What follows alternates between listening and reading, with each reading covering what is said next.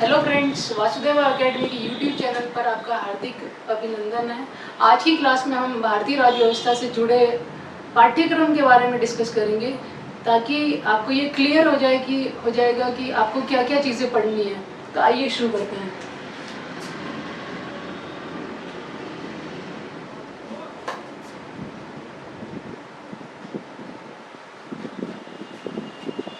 आपको पढ़ना क्या क्या है ये आपको पता होना चाहिए।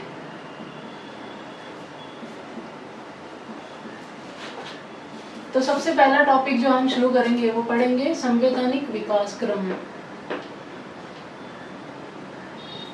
और इसमें जाएंगे तो हम सबसे पहले पढ़ेंगे एक्ट, या जिसको आप अधिनियम भी कहते हैं। और इसमें हम पढ़ेंगे 1773 का रेगुलेटिंग एक्ट, 1781 का पिट्स इंडिया एक्ट।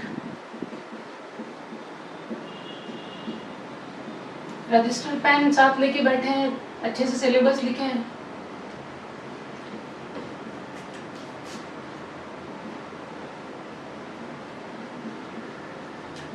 अठारह सौ 13 का चार्टर एक्ट, इसे आप मुफ्त व्यापार कानून भी कह सकते हैं। देखेंगे सब में क्या क्या प्रावधान थे।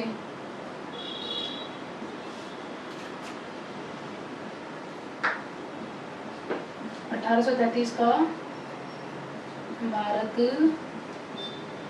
परिषद अधिनियम, 1858 का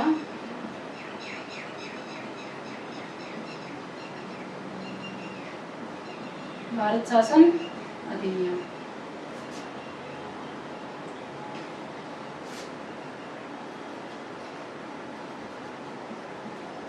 1861 का भारत परिषद अधिनियम,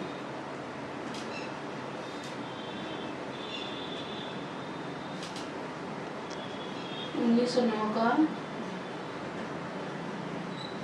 मॉडले मिंटो अधिनियम।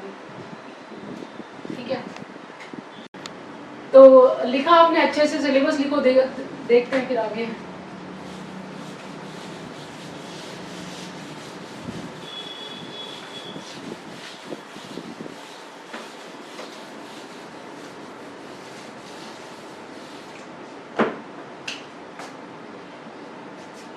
उन्नीस सौ 9 तक देखा था अभी, फिर आगे देखेंगे 1919 का मॉन्टेग्यू चेम्सफोर्ड।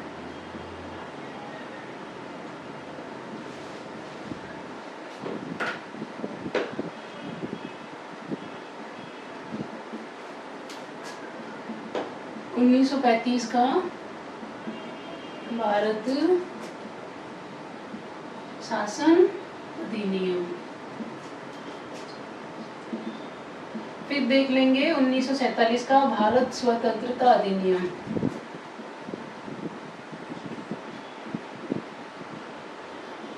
बहुत ही इंपॉर्टेंट है ये सभी एक्ट, आपको हर एक एग्जाम में यहाँ से क्वेश्चन देखने को मिलेंगे। ठीक है, तो अभी तो हमको जो हमारा पहला टॉपिक पढ़ना है वो पढ़ना है सारे अधिनियम। फिर दूसरा हम पढ़ेंगे, दूसरा टॉपिक जो हमको पढ़ना है वो पढ़ना है संविधान सभा। क्या पढ़ेंगे? संविधान सभा, कैसे हमारा संविधान बना। तीसरा जो हमको पढ़ना है वो पढ़ेंगे संविधान की विशेषताएं।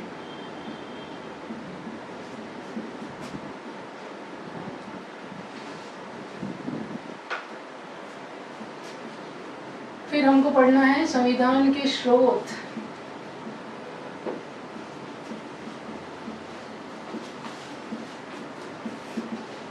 फिर हम पढ़ेंगे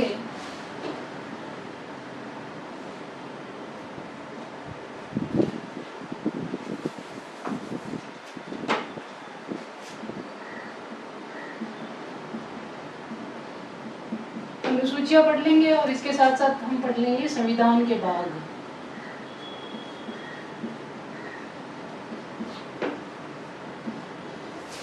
फिर हम पढ़ेंगे,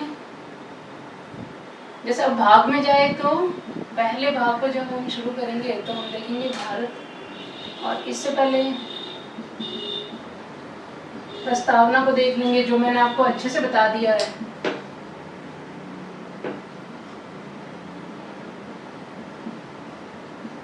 भारत तथा भारत का राज्य क्षेत्र, जिसको आप पढ़ेंगे भाग 1 में। किसमें पढ़ेंगे? भाग 1 में। फिर 8 नंबर पर हम पढ़ लेंगे नागरिकता, जिसे आप पढ़ेंगे भाग 2 में। फिर हम पढ़ेंगे नेक्स्ट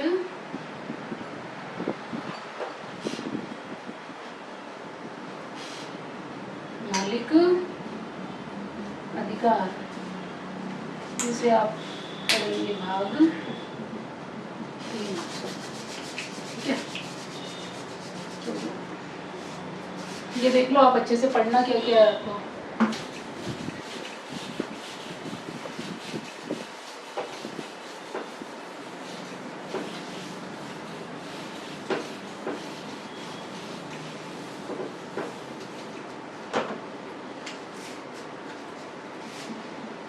फिर पढ़ेंगे राज्य के नीति निर्देशक तत्व,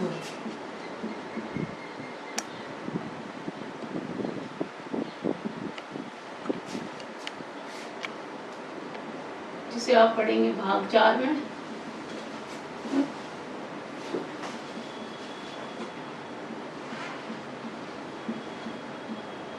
फिर देखेंगे मूल कर्तव्य, भाग 4 ए का मतलब ये हुआ कि मूल संविधान में मूल कर्तव्य नहीं थे, बाद में संविधान में संशोधन करके इसको जोड़ा गया, इसीलिए मैंने यहाँ पर क्या लिखा, भाग 4 ए।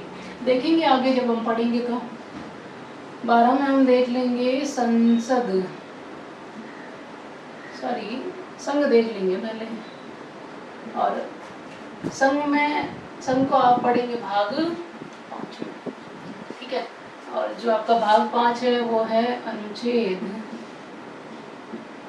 52 से 123। अब देखो इसमें क्या क्या पढ़ेंगे हम।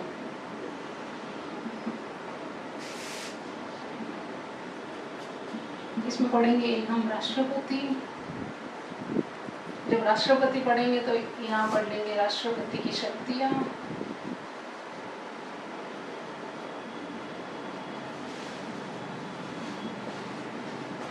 तीसरा पढ़ लेंगे, और शक्तियों में जाएंगे तो अध्यादेश वगैरह है वो भी हम साथ साथ देख लेंगे। फिर हम एक पढ़ेंगे प्रधानमंत्री,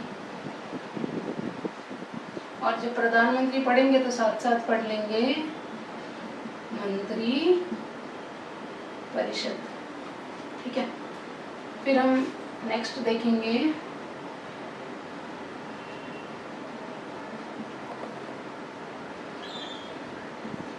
अगर हम राष्ट्रपति के बाद उपराष्ट्रपति लिखते तो ज़्यादा सही होता, तो मैं एक बार सीक्वेंस लिख देती हूँ यहाँ पर। फर्स्ट हम पढ़ेंगे राष्ट्रपति, फिर हम पढ़ेंगे उपराष्ट्रपति, और फिर तीसरे नंबर पर हम पढ़ लेंगे प्रधानमंत्री और मंत्री परिषद। उपराष्ट्रपति पढ़ेंगे और उसके बाद हम पढ़ लेंगे चौथे नंबर पर संसद, और जब हम संसद पढ़ेंगे तो एक तरफ पढ़ लेंगे अपन लोकसभा और दूसरी तरफ पढ़ लेंगे अपन राज्यसभा। और जब लोकसभा पढ़ेंगे तो यहाँ पर हम पढ़ लेंगे लोकसभा का स्पीकर, और लोकसभा के स्पीकर को आप लोकसभा अध्यक्ष भी कह सकते हैं।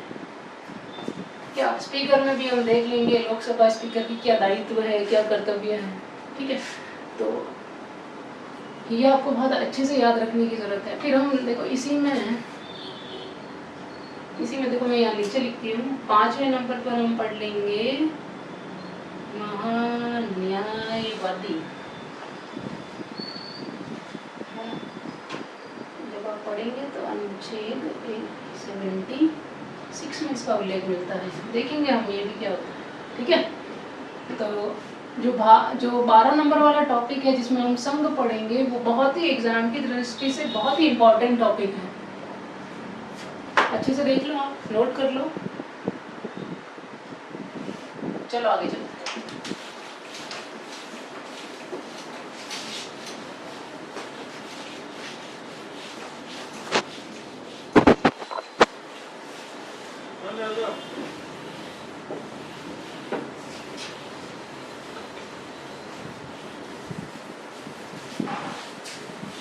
तो यहाँ तक देखा हमने संघ तक, फिर हम पढ़ेंगे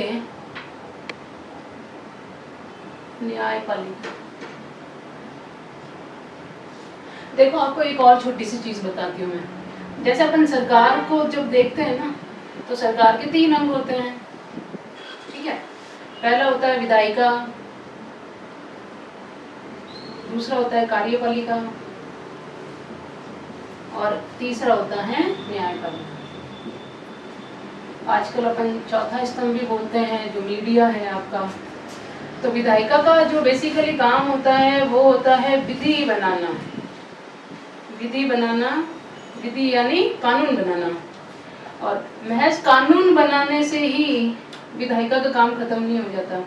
विधायिका को ही हम भारत में बोल देते हैं संसद। तो हमारे कानून कहाँ बनते हैं? संसद में बनते हैं। फिर देखो क्या होता है कि विधायिका के द्वारा जो कानून बनाए जाते हैं, उन कानूनों को लागू करवाने का जिम्मा होता है कार्यपालिका के पास। तो कार्यपालिका क्या काम करती है? विधायिका द्वारा बनाए गए कानूनों को लागू करना। तो इसका काम क्या है? कानूनों को लागू करना। अब देखो विधायिका का काम यहाँ खत्म हो गया विधि बना के, कार्यपालिका ने अपना काम खत्म कर लिया विधायिका द्वारा बनाए गए कानूनों को लागू करके। फिर महत्वपूर्ण जो भूमिका आती है वो आती है न्यायपालिका की। न्यायपालिका ये देखती है कि जो विधायिका ने जो कानून बनाया है वह संविधान के अनुसार है या नहीं है। संविधान के अनुसार है या नहीं है, पहला तो ये काम हो गया। और दूसरा इसका काम ये होता है कि अगर न्यायपालिका को ऐसा लगता है कि जो कानून बनाया गया है विधायिका के द्वारा वो संविधान के संगत नहीं है, मतलब संविधान के अनुसार नहीं है, तो उस बनाए गए कानून को खारिज करने का जिम्मा भी किसके पास रहता है? न्यायपालिका के पास। तो यहाँ पर बहुत ही महत्वपूर्ण भूमिका है न्यायपालिका की, जिसे आप कहीं कहीं पढ़ते हैं कि न्यायपालिका की हमको दोहरी भूमिका देखने को मिलती है। दोहरी भूमिका का मतलब ड्यूअल रोल। पहला तो ये हो गया संविधान के अनुसार कानून बनाया है या नहीं बनाया है, और दूसरा क्या हो गया कि अगर कानून संविधान के अनुसार नहीं है तो न्यायपालिका उस बनाए गए कानून को रद्द या असंवैधानिक घोषित कर सकती है। ठीक है। तो देखो सरकार में हमने जब संसद हम पढ़ेंगे तो संसद में हम विधायिका पढ़ लेंगे, ठीक है। और विधायिका जब आप पढ़ेंगे तो इसी में आप संघीय कार्यपालिका पढ़ लेंगे, जिसमें प्रधानमंत्री, मंत्री परिषद ये सब होता है, तो कार्यपालिका हो गई। और तीसरा हम क्या पढ़ लेंगे? न्यायपालिका। क्या अब न्यायपालिका में जाए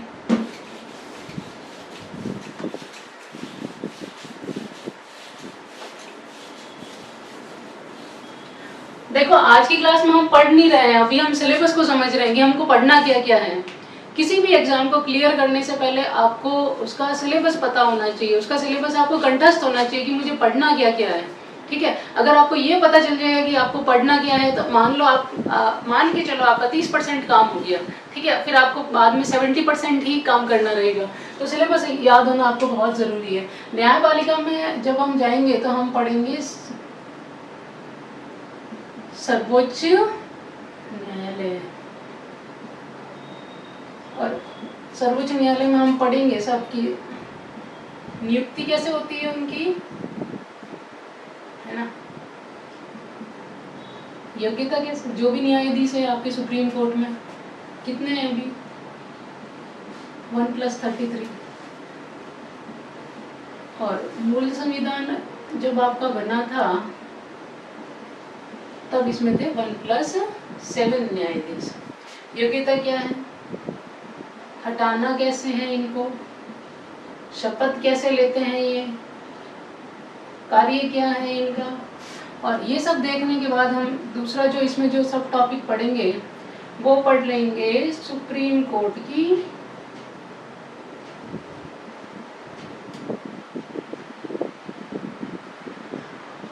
कार्य। ठीक है। तो ये सब बातें देख लेंगे हम जब हम सर्वोच्च न्यायालय पढ़ेंगे। और जैसे ही हम सर्वोच्च न्यायालय पढ़ेंगे उसके साथ साथ ही हम पढ़ लेंगे उच्च न्यायालय। और जब उच्च न्यायालय पढ़ेंगे तो इसी के साथ हम एक और टॉपिक पढ़ेंगे जिसको हम बोलते हैं संयुक्त न्यायालय। क्या मतलब होता है संयुक्त न्यायालय का? जैसे दो या दो से अधिक स्टेट का एक ही क्या हो, हाई कोर्ट हो, तो उसको हम क्या बोलते हैं, संयुक्त न्यायालय या जॉइंट कोर्ट। जब उच्च न्यायालय पढ़ेंगे ना उसमें हम हमारा पढ़ लेंगे राजस्थान हाई कोर्ट। क्या पढ़ लेंगे? Rajasthan high court. ठीक है, तो न्यायपालिका में हमने क्या क्या देखा? सर्वोच्च न्यायालय पढ़ेंगे, सर्वोच्च न्यायालय के साथ साथ उच्च न्यायालय भी पढ़ेंगे, और क्या पढ़ लेंगे? Joint court.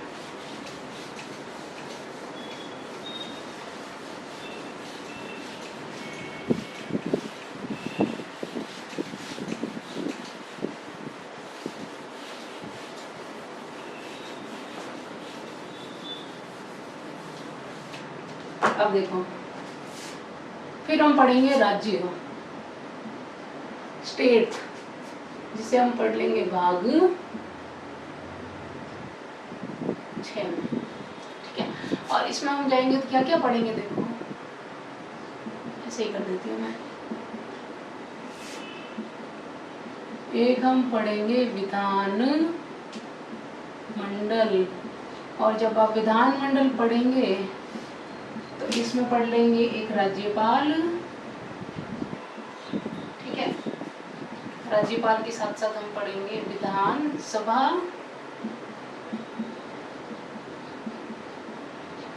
और एक हम पढ़ लेंगे विधान परिषद। क्या क्या पढ़ेंगे? राज्यपाल, विधानसभा और विधान परिषद। अगर ये तीनों हम पढ़ेंगे तो हम क्या पढ़ लेंगे? पूरा विधान मंडल। आपको पता है आर्टिकल 168 में इसका उल्लेख मिलता है। ये ठीक वैसा ही है जैसा हमारा संसद है ना, और संसद हमको मिलता है 79 में। और संसद में आप क्या पढ़ते हैं? वहाँ पर भी 3, प्रेसिडेंट, लोकसभा और राज्यसभा।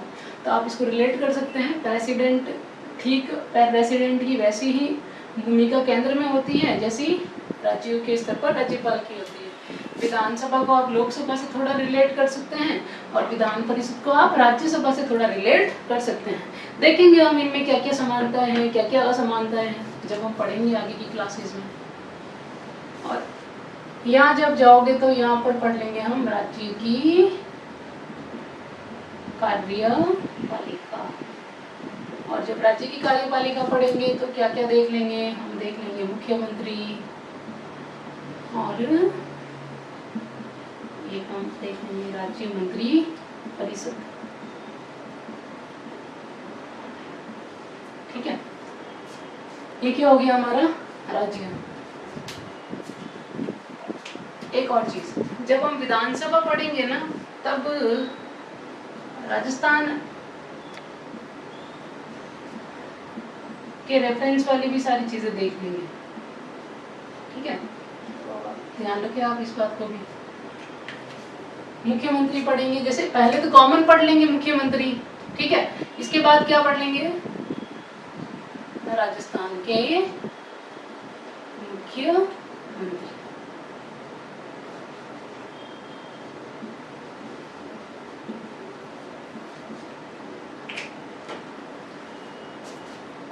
तो राज्य में हम क्या क्या देख लेंगे? विधानमंडल और राज्य की कार्यपालिका।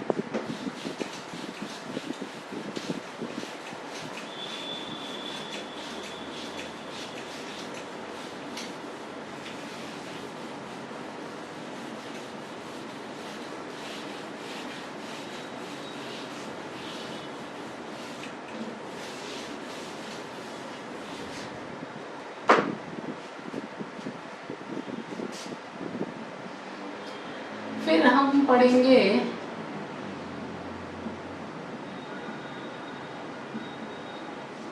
संविधान संशोधन। संविधान संशोधन में क्या पढ़ेंगे? कैसे होता है?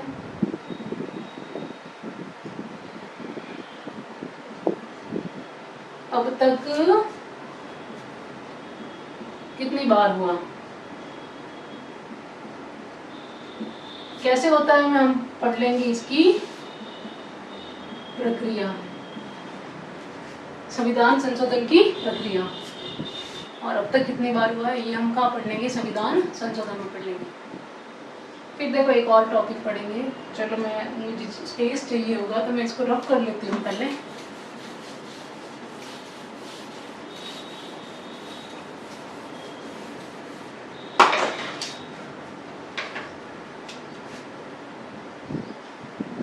हम पढ़ेंगे आयोग, जिसको हम बोलते हैं कमीशन।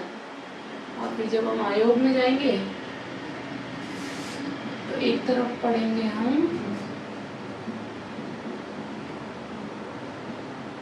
संवैधानिक आयोग और दूसरा हम पढ़ेंगे गैर संवैधानिक आयोग।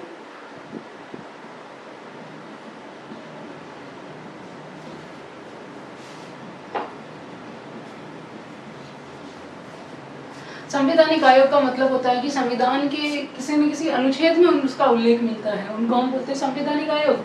और गैर संवैधानिक आयोग का मतलब ये होता है कि कार्यपालिका ने अपने एग्जीक्यूटिव ऑर्डर से उसको बनाया हुआ होता है, उसको बोलते हैं हम गैर संवैधानिक आयोग।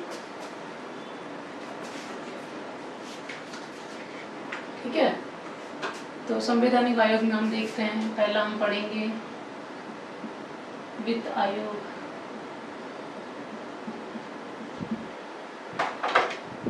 कहाँ उल्लेख मिलता है, अनुच्छेद 280। दूसरा हम पढ़ेंगे राज्य वित्त आयोग। ठीक है, जब ये पढ़ेंगे तो आपको पता है 73rd कॉन्स्टिट्यूशनल अमेंडमेंट 1992 और 74th कॉन्स्टिट्यूशनल अमेंडमेंट 1992। ये है आपका पंचायती राज के लिए यानी ग्रामीण स्वशासन, ये है आपका नगरीय स्वशासन। तो यहाँ पर जब आप पढ़ेंगे तो आपको पढ़ने को मिलेगा एक अनुच्छेद 243 आई। और जब यहाँ आप पढ़ेंगे तो आप पढ़ेंगे अनुच्छेद 243 वाई। तीसरा हम पढ़ेंगे यूपीएससी के, जब पढ़ेंगे तो हम साथ साथ पढ़ लेंगे आरपीएससी। यूपीएससी को देखो,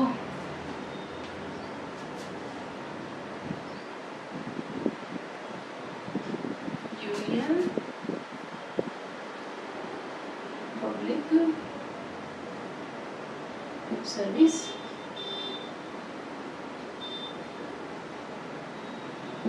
कमीशन। ठीक है, जो आप पढ़ेंगे अनुच्छेद 315।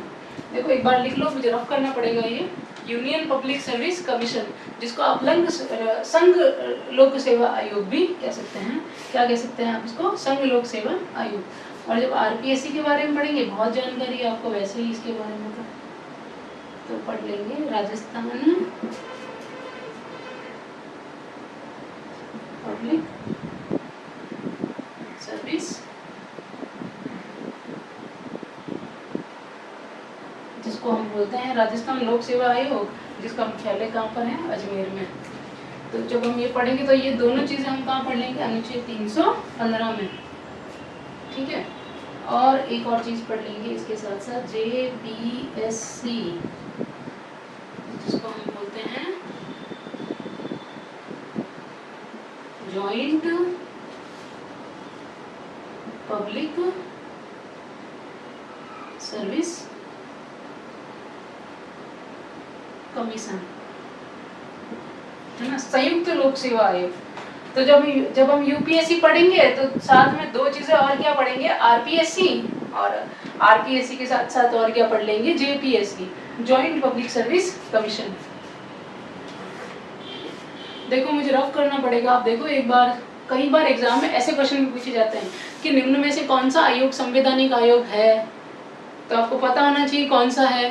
कई बार ऐसा भी पूछ लिया जाता है कि निम्न में से कौन सा आयोग संवैधानिक आयोग नहीं है, तो आपको यह भी पता होना चाहिए कि कौन सा आयोग संवैधानिक आयोग नहीं है। देख लिया, अभी रफ कर दो।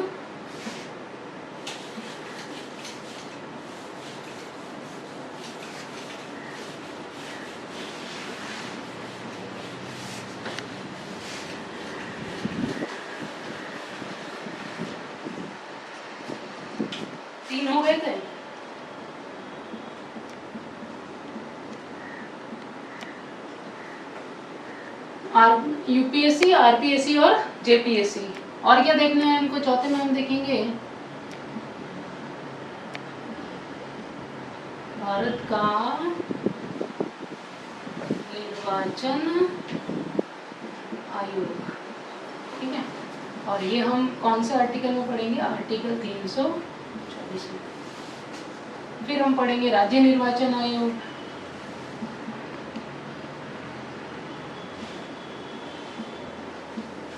और जब राज्य निर्वाचन आयोग पढ़ेंगे तो सेम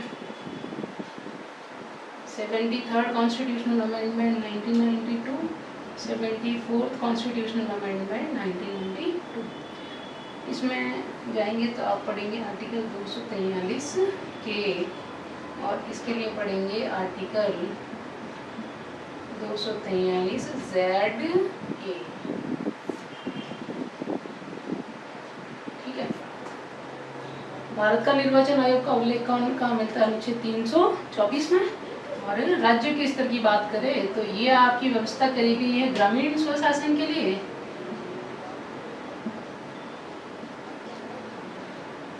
और ये जो आपकी व्यवस्था की गई है वो करी गई है नगरीय स्वशासन के लिए, ठीक है। भारत के निर्वाचन आयोग के साथ साथ राज्य का निर्वाचन आयोग भी पढ़ लीजिए। और क्या पढ़ना हमको संवैधानिक आयोग में?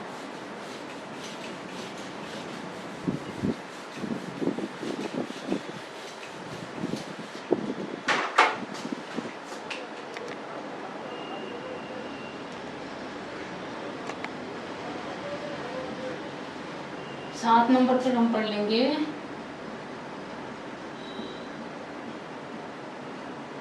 तो राज्य परिषद है ना, जिसका उल्लेख मिलता है अनुच्छेद 263 में। तो अभी हमने बात किस तरफ की है? संवैधानिक आयोगों के बारे में बात की है। अब देखेंगे गैर संवैधानिक आयोग। तो याद रखें आप संवैधानिक आयोग कौन से हैं, लिस्ट बना दी होगी अच्छे से, इसको अच्छे से याद करके रखिएगा। गैर संवैधानिक आयोग की बात पहले हम पढ़ लेंगे NHRC, और जब NHRC पढ़ेंगे तो RHRC, national human right commission, राष्ट्रीय मानवाधिकार आयोग, क्या बोलते हैं हिंदी में इसको? राष्ट्रीय मानवाधिकार आयोग। फिर ये पढ़ेंगे तो इसके साथ साथ हम पढ़ेंगे Rajasthan human right commission, Rajasthan मानवाधिकार आयोग। तीसरा हम पढ़ेंगे केंद्रीय सूचना आयोग। और जब ये हम पढ़ेंगे तो हम साथ साथ और क्या पढ़ लेंगे? राज्य सूचना आयोग, CIC और SIC, सेंट्रल इंफॉर्मेशन कमीशन और स्टेट इंफॉर्मेशन कमीशन। फिर हम पढ़ेंगे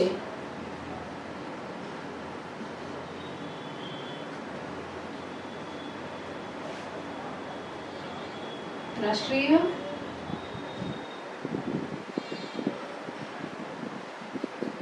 बाल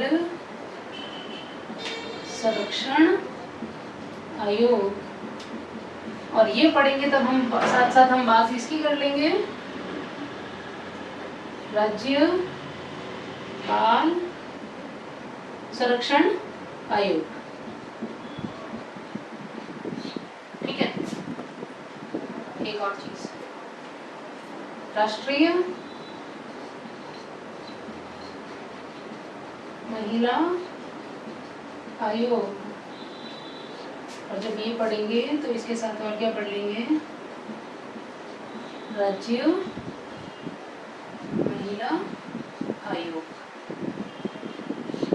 ठीक है, तो देखो दो दो हो गए आपके लिए।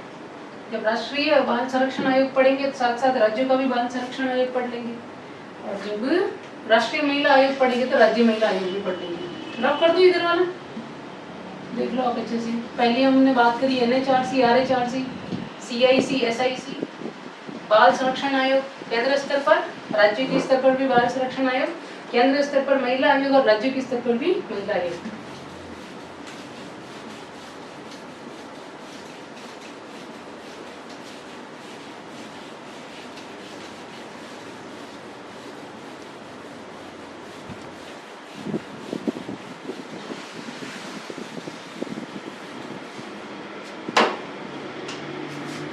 फिर एक देखेंगे गैर संवैधानिक आयोग में केंद्रीय सतर्कता आयोग, और क्या पढ़ लेंगे, केंद्रीय अन्वेषण ब्यूरो, है ना, जिसको आप CBI भी कहते हैं, इसको आप CVC कहते हैं, सेंट्रल विजिलेंस कमीशन और सेंट्रल ब्यूरो ऑफ इन्वेस्टिगेशन। ठीक है, तो इस तरफ हमने बात करी थी गैर संवैधानिक आयोगों के बारे में, और इस तरफ हमने बात करी थी संवैधानिक आयोगों के बारे में। एक और चीज, संवैधानिक आयोग में अगर आपके थोड़ी बहुत जगह छूट गई है तो आप ये सब भी लिख लेना, जैसे राष्ट्रीय अनुसूचित जाति आयोग, है ना, 338 में। एक राष्ट्रीय अनुसूचित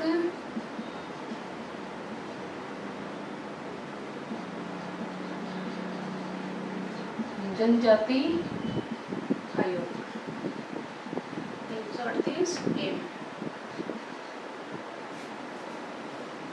फिर एक राष्ट्रीय पिछड़ा वर्ग आयोग, 338 ए। ठीक है, तो ये इसको तो अभी हाल ही में संविधान में संशोधन करके जोड़ा था, देखेंगे अपन जब हम पढ़ेंगे संवैधानिक आयोग। तो ये 3 आयोग भी आप ऐड कर ले, कौन सी लिस्ट में, संवैधानिक आयोगों की लिस्ट में।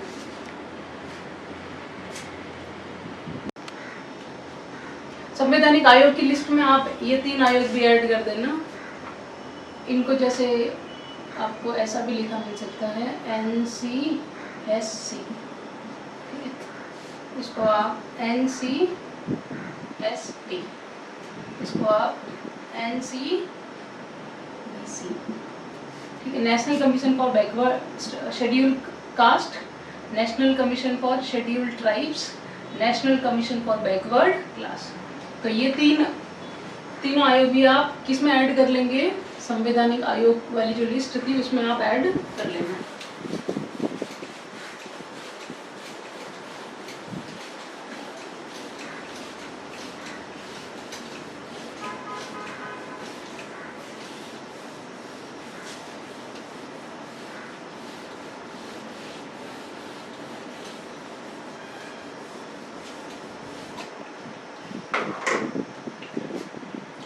और क्या क्या टॉपिक पढ़ना है हमको, तो आगे हम देखेंगे 15 नंबर पे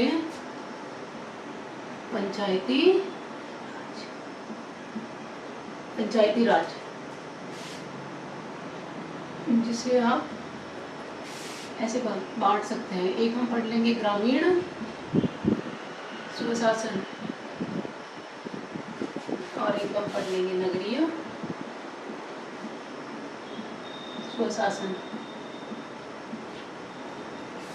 ग्रामीण स्वशासन में जब हम जाएंगे, देखो इसको आप ऐसे पढ़ना है,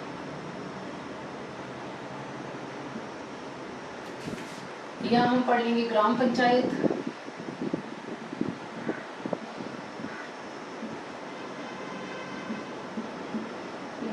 लेंगे पंचायत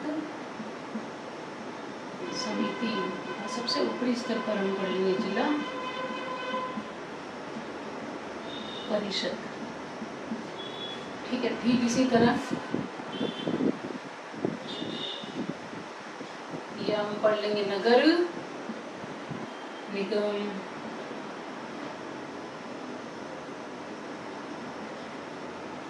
नगर परिषद, नगर पालिका। देखेंगे सभी चीज़ों को हम अलग अलग पढ़ के देखेंगे। ग्रामीण स्वशासन जब आप पढ़ेंगे तो बात की थी हमने 73rd कॉन्स्टिट्यूशनल अमेंडमेंट 1992, और जब ये पढ़ेंगे तो आप पढ़ लेंगे 74th कॉन्स्टिट्यूशनल अमेंडमेंट 1992। ठीक है, तो पंचायती राज में हमको दो चीज़ें पढ़नी है, ग्रामीण स्वशासन और नगरीय स्वशासन।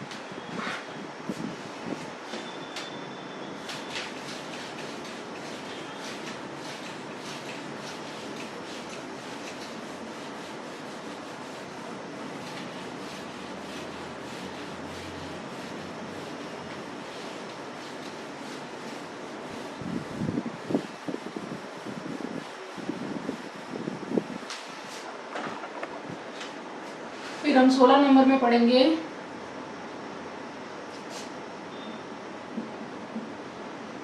राजस्थान सचिवालय, और जब आप सचिवालय पढ़ेंगे तो इसमें हम पढ़ेंगे मुख्य सचिव, मुख्य सचिव।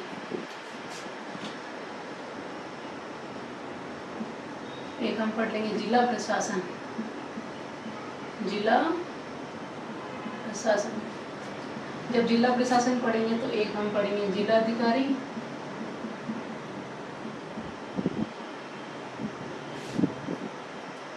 एक हम पढ़ लेंगे एसडीएम, तहसीलदार,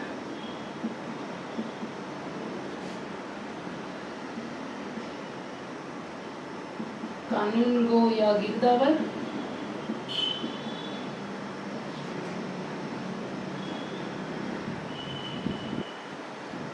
पटवारी, ग्राम सेवक। जिला प्रशासन में क्या क्या देख लेंगे, जिलाधिकारी, एसडीएम, तहसीलदार, गिरदावर, पटवारिया, कानून गो। देखो ये सब एक ही है, लेकिन जब हम पढ़ेंगे तो डिस्कस करेंगे क्या क्या डिफरेंस है। जिला प्रशासन में ये सारी चीज़ें पढ़ेंगे। राजस्थान सचिवालय में क्या पढ़ लेंगे, मुख्य सचिव। मुख्य सचिव जो होता है वह राज्य का प्रशासनिक अधिकारी होता है। क्या होता है, राज्य का प्रशासनिक अधिकारी। देखेंगे आगे पढ़ेंगे तब सारी चीजें।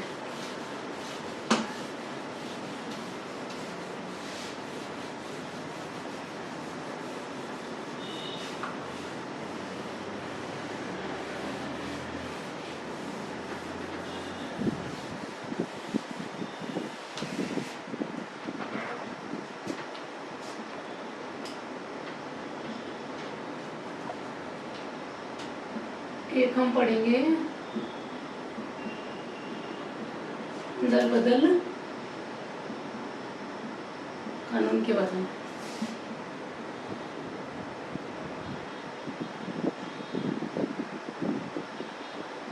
एक हम पढ़ेंगे लोकपाल और लोकायुक्त के बारे में।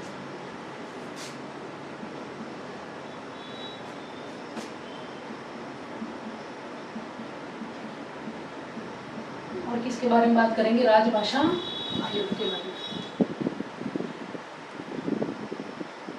दल बदल कानून, लोकपाल और लोकायुक्त, राजभाषा आयोग, और एक हम पढ़ लेंगे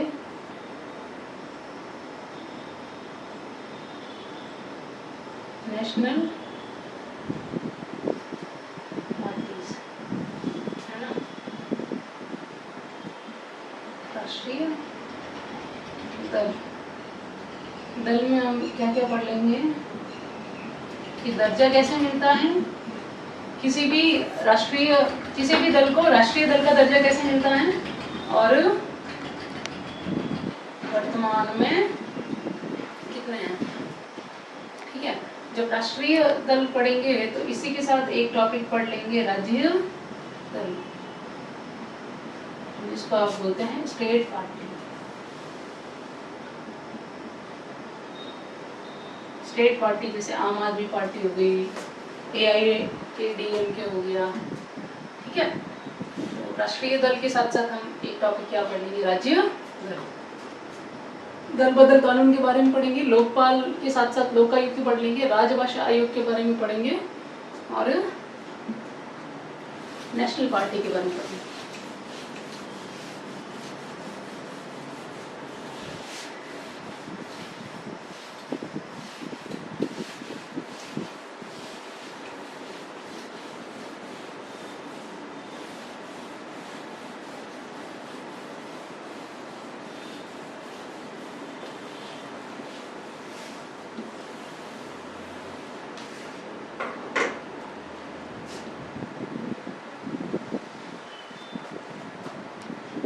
एक चीज हम पढ़ेंगे, राष्ट्रीय प्रतीक।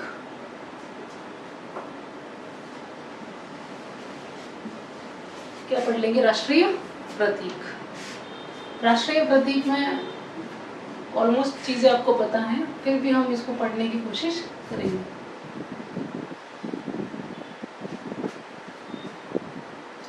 राष्ट्रीय प्रतीक के बाद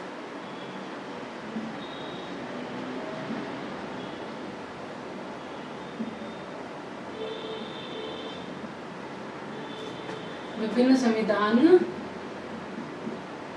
संशोधन जो भी हुए हैं 104, 105, इनके बारे में पढ़ेंगे, और इसमें जाएंगे तो हम पढ़ लेंगे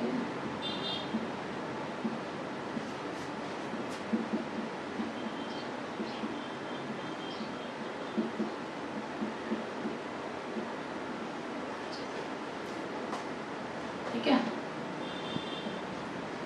एक हम पढ़ेंगे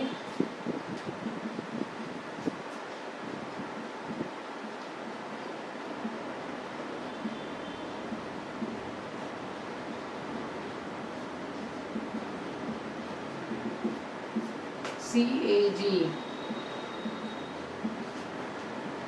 जो कि हमने पढ़ लिया है।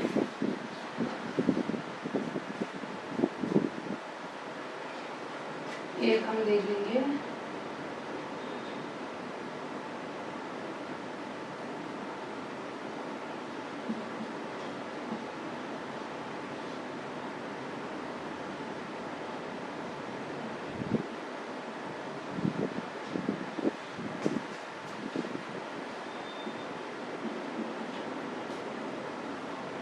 जिसमें आर्टिकल 35A, आर्टिकल 370,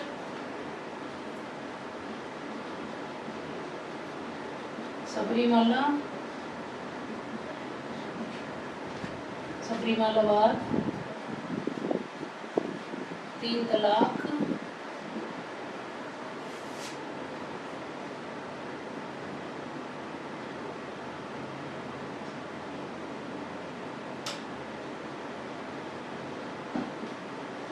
आरक्षण का मुद्दा,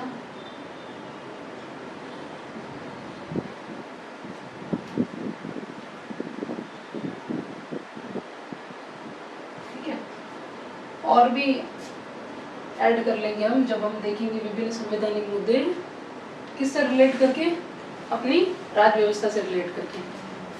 ठीक है, तो ये हमने बात कर ली किसके बारे में, सिलेबस के बारे में, कि आपको पढ़ना क्या क्या है। आपको अगर सिलेबस अगर पता होगा पूरा पॉलिटी का तो पढ़ने में आपको इजी रहेगा, और हमने हर एक डायमेंशन को कवर करने की कोशिश की है आपके पाठ्यक्रम से। कोई भी एग्ज़ाम ले लो राजस्थान की प्रतियोगी परीक्षा का, ये वो टॉपिक है जिनसे हमेशा क्वेश्चन पूछे जाते हैं। ठीक है, तो अभी हमने सिलेबस की बात की है, आगे की क्लास में हम संवैधानिक विकास क्रम और एक्ट से पढ़ना हम शुरू करेंगे। धन्यवाद। चलो ठीक है, आइए अब हम पढ़ते हैं एक्ट। जिसको आप बोल सकते हैं अधिनियम। बहुत अच्छे से देखिएगा, अच्छे से सुनिएगा, रजिस्टर पेन पेपर सब साथ लेके बैठिए और अच्छे से नोट डाउन करिए। पहला जो एक्ट हमको पढ़ना है वो पढ़ना है 1773 का रेगुलेटिंग एक्ट। ठीक है, अब देखो क्या विशेष बात है इस एक्ट में, कैसे क्वेश्चन पूछे जाते हैं। पहले हम पढ़ते हैं, फिर बात करेंगे आगे क्वेश्चनों के बारे में कि कैसे पूछे जाते हैं। तो इसमें अगर हम देखें तो 2-3 बातें ध्यान योग्य हैं। सबसे पहले जब इस एक्ट को बनाया तब ब्रिटिश जो पीएम थे वो थे लॉर्ड नॉर्थ। कौन थे? Lord north. इसीलिए लॉर्ड नॉर्थ को इसका बोलते हैं 1773 के एक्ट का प्रवर्तक। ठीक है, दूसरा हमको इसमें पढ़ना है कि इसके तहत बंगाल में गवर्नर जनरल का पद बनाया गया। कहाँ बनाया गया? बंगाल में गवर्नर जनरल का पद बनाया गया। और उस टाइम प्रथम गवर्नर जनरल नियुक्त किया गया वॉरेन हेस्टिंग। किसे नियुक्त किया गया? वॉरेन हेस्टिंग को। और बंगाल के गवर्नर जनरल के साथ साथ इसको और जो क्षेत्राधिकार दिया वो था एक मद्रास प्लस बम्बई।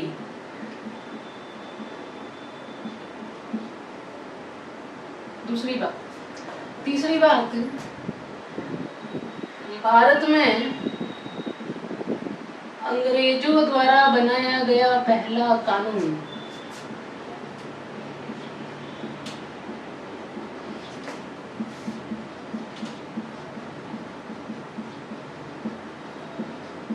अंग्रेजों द्वारा बनाया गया पहला कानून कौन सा है? तो कौन सा हो जाएगा? 1773 का रेगुलेटिंग एक्ट। चौथा, इसके तहत कलकत्ता में सुप्रीम कोर्ट की स्थापना की गई।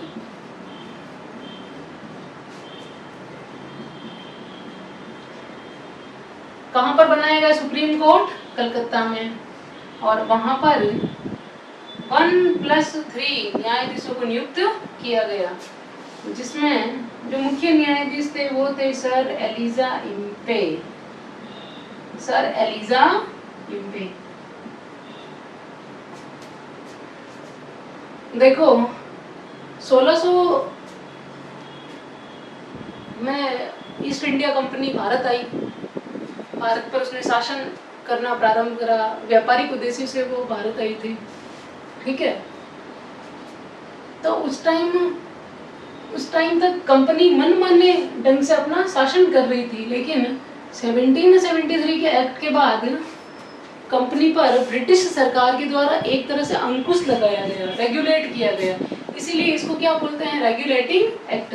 रेगुलेट करना मतलब विनिमय करना, विनियमित करना, विनियमित करना। ठीक है, तो क्या क्या बातें हुई इसमें आप अच्छे से याद रखिएगा। पहली जो चीज हुई, ये जब एक्ट बना तो उस टाइम लॉर्ड नॉर्थ क्या थे? ब्रिटेन के प्रधानमंत्री थे। तो इसीलिए इसका प्रवर्तक किसको माना जाता है? लॉर्ड नॉर्थ को माना जाता है। फिर इसके तहत बंगाल में गवर्नर जनरल पद बनाया गया। ठीक है, तो पहला गवर्नर जनरल नियुक्त किया गया वॉरेन हेस्टिंग को। किसे नियुक्त किया गया? Warren Hastings. फिर बंगाल के साथ साथ और किसका कार्यभार सौंपा गया? तो मद्रास और बंबई। बंगाल के साथ साथ किसका? मद्रास और बंबई का। भारत में अंग्रेजों द्वारा बनाया गया पहला कानून भी कौन सा था? तो रेगुलेटिंग एक्ट था। और इसके तहत कलकत्ता में सुप्रीम कोर्ट की क्या करी गई? स्थापना की गई, जिसका तत्कालीन नाम विलियम फोर्ट। पढ़ते होंगे आप हिस्ट्री में, विलियम फोर्ट। वहां पर सुप्रीम कोर्ट की क्या करी गई? स्थापना की गई। और थोड़ा अपन हिस्ट्री में भी देखते हैं। देखो 1911 का कलकत्ता अधिवेशन हुआ। ठीक है, तो जिसमें राजधानी को कलकत्ता से कहाँ ट्रांसफर करा गया? दिल्ली ट्रांसफर किया गया। और इस टाइम अगर आपको पता है तो जॉर्ज पंचम व महारानी मैरी की भारत यात्रा हुई थी। ठीक है, तो कलकत्ता से दिल्ली स्थानांतरित जब हुआ आपका सुप्रीम कोर्ट, सॉरी पहले राजधानी, तो राजधानी के साथ साथ आपका सुप्रीम कोर्ट भी कहाँ स्थानांतरित हो गया? दिल्ली में। तो वर्तमान में आपका सुप्रीम कोर्ट कहाँ स्थित है? दिल्ली में।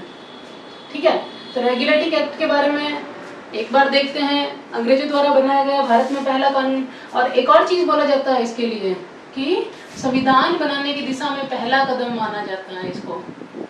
संविधान बनाने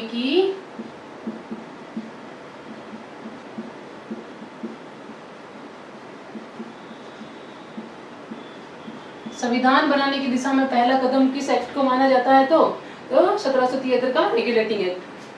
क्या क्या बातें याद रखनी है? लॉर्ड नॉर्थ, बंगाल में गवर्नर जनरल पद बनाया गया पहली बार, जिसको मद्रास और बम्बई का कार्यभार भी दिया गया। अंग्रेजों द्वारा बनाया गया भारत में पहला कानून। कलकत्ता में सुप्रीम कोर्ट की स्थापना हुई। 1+3 इसमें न्यायाधीश थे सर एलिजा इम्पे इसके प्रथम न्यायाधीश थे। और संविधान बनाने की दिशा में पहला कदम माना जाता है किसे? Regulating act.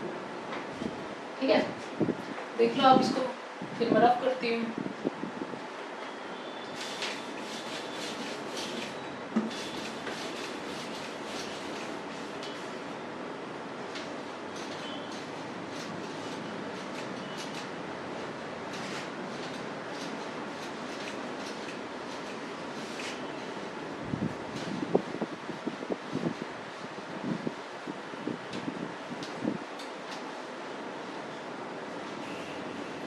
दूसरा जो एक्ट हमको पढ़ना है वो है 1781 का पिट्स इंडिया एक्ट।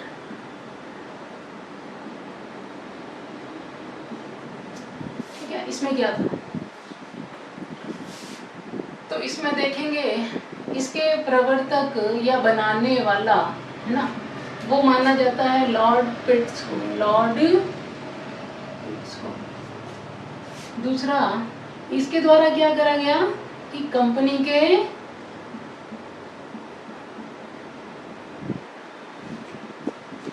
व्यापारिक व राजनीतिक कार्यों को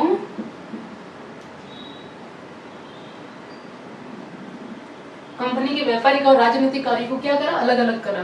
मतलब ताकि दोनों कार्यों में क्या बनी रहे? पारदर्शिता या ट्रांसपेरेंसी बनी रहे। इसलिए कंपनी के व्यापारिक और राजनीतिक दोनों ही कार्यों को क्या कर दिया? अलग अलग कर दिया। फिर पहली बार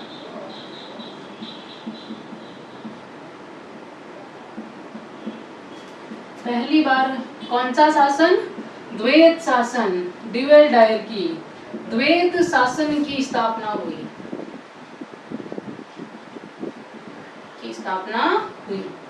आपसे पूछे पहली बार द्वैत शासन की स्थापना किस अधिनियम के तहत हुई? तो किस अधिनियम के तहत हुई? 1781 का पिट्स इंडिया एक्ट के तहत हुई।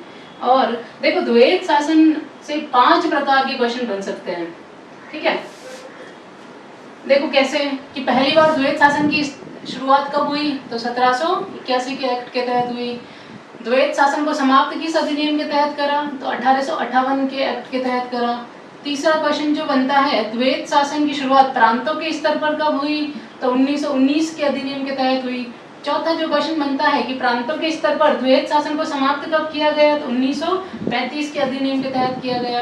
और जो पांचवा क्वेश्चन बनता है वो ये है कि द्वैत शासन की शुरुआत केंद्र स्तर पर कब हुई? तो 1935 के अधिनियम के तहत हुई।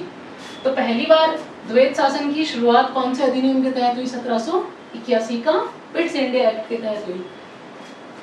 फिर ये जो पहली बार जब इसकी स्थापना हुई, जिसे 1858 के एक्ट के तहत द्वैत शासन को क्या कर दिया गया? समाप्त किया गया।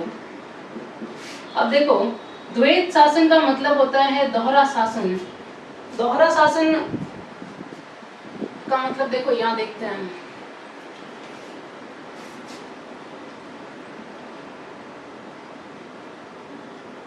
दोहरा शासन कैसे, जैसे एक तो कंपनी का शासन और एक दूसरा जो ब्रिटेन में जो संसदीय बोर्ड था उसका शासन। ठीक है, तो ये दोनों मिलकर शासन करते थे, इसीलिए इसको क्या बोलते हैं, द्वैत शासन। और द्वैत शासन का अगर आपसे पूछे कि जनक कौन है, तो जनक हो जाएंगे लियोनल कार्टिस। कौन हो जाएंगे, लियोनल कार्टिस। तो क्या क्या बातें पढ़ी हमने 1781 का पिट्स इंडिया एक्ट के तहत। तो प्रवर्तक कौन है, लॉर्ड पिट्स। क्या करा गया इसमें, तो कंपनी के व्यापारिक और राजनीतिक कार्यों को क्या करा, अलग अलग कर दिया। और पहली बार द्वैत शासन की शुरुआत हुई। द्वैत शासन का जनक कौन है, लियोनल कार्टिस है। द्वैत शासन को समाप्त किस अधिनियम के तहत करा, तो 1858 के एक्ट के तहत करा। और द्वैत शासन क्या होता है ये हमने बात कर ली है। एक बार फिर से देखें ये क्वेश्चन कैसे बनते हैं। द्वैत शासन की पहली बार शुरुआत 1781। द्वैत शासन को समाप्त कब करा, 1858। द्वैत शासन की शुरुआत किस स्तर पर बात हो रही है, प्रांतों के स्तर पर। प्रांतों के स्तर पर द्वैत शासन की शुरुआत किस अधिनियम के तहत हुई, तो 1919 का मॉन्टेग्यू चेम्सफोर्ड। फिर क्वेश्चन है कि प्रांतों के स्तर पर द्वैत शासन को समाप्त कब किया गया, तो 1935 के भारत शासन अधिनियम के तहत। और प्रांतों के केंद्र स्तर पर द्वैत शासन की शुरुआत कब हुई, तो 1935 के भारत शासन अधिनियम के तहत। ठीक है, एक बार देख लो आप इसको। चलिए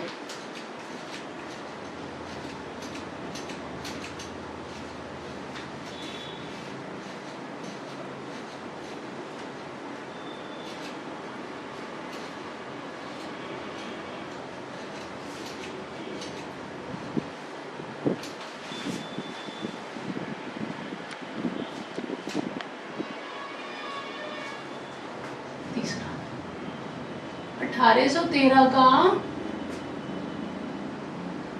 चार्टर,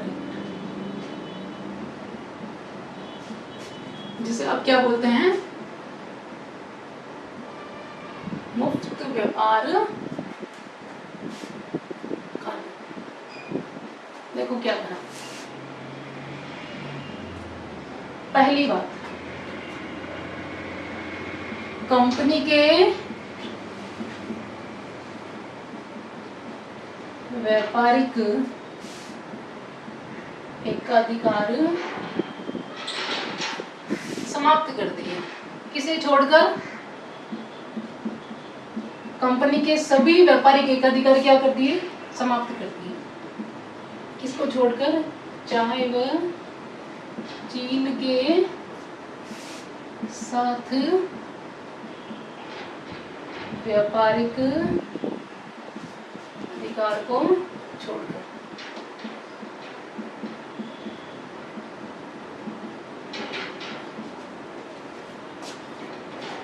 किसको छोड़कर, कौन से दो व्यापारिक एकाधिकार छोड़कर कंपनी के सारे ही व्यापारिक एकाधिकार समाप्त कर दिए। तो पहला है चीन, पहला है चाय और दूसरा है चीन के साथ जो भी व्यापारिक एकाधिकार थे उनको।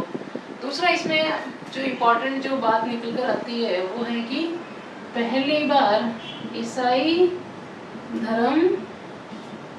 धर्म प्रचारकों को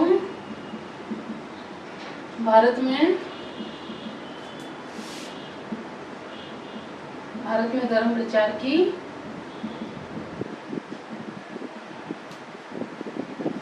ईसाई धर्म प्रचारकों को भारत में धर्म प्रचार की क्या दी थी, स्वतंत्रता दी थी। और तीसरा जो इसमें होता है वो ये है कि भारतीय शिक्षा पर प्रतिवर्ष 1 लाख रुपए, कितना भाई, 1 लाख रुपए खर्च किया जाएगा। क्या क्या बातें याद रखनी है 13 के एक्ट के तहत। तो कंपनी के व्यापारिक एकाधिकार क्या कर दिए, समाप्त कर दिए। किस किस को छोड़कर, चाहे वह चीन के साथ जो भी व्यापारिक एकाधिकार थे उनको छोड़कर। ईसाई धर्म प्रचारकों को भारत में धर्म प्रचार की छूट दी गई ताकि वे भारत में आकर ईसाई धर्म का क्या कर सके, प्रचार प्रसार कर सके। और इस एक्ट के तहत भारतीय शिक्षा पर प्रतिवर्ष कितना लाख रुपए, 1 लाख रुपए खर्चा किया जाएगा। इससे पहले इस एक्ट से पहले भारतीय शिक्षा पर पैसा खर्च नहीं किया जाता था, लिमिटेड मात्रा में किया जाता होगा, लेकिन जो प्रावधान है 1 लाख रुपए खर्च करने का प्रावधान, वो कौन से एक्ट के तहत निकल कर आता है? 1813 के एक्ट के तहत निकल के आता है। तो अभी हमने 3 एक्ट पढ़े हैं। यहाँ से आपको किस प्रकार से क्वेश्चन पूछे जाते हैं, जैसे मिलान करो कि द्वैत शासन की शुरुआत, ईसाई धर्म प्रचारकों को छूट, भारतीय शिक्षा पर खर्च। तो मिलान करो तो भारतीय शिक्षा पर खर्च के लिए कौन सा? 1813, द्वैत शासन के लिए 1781, वापस धर्म प्रचारकों के लिए 1813। तो इस प्रकार से आपको याद रखना है। चलो ठीक है।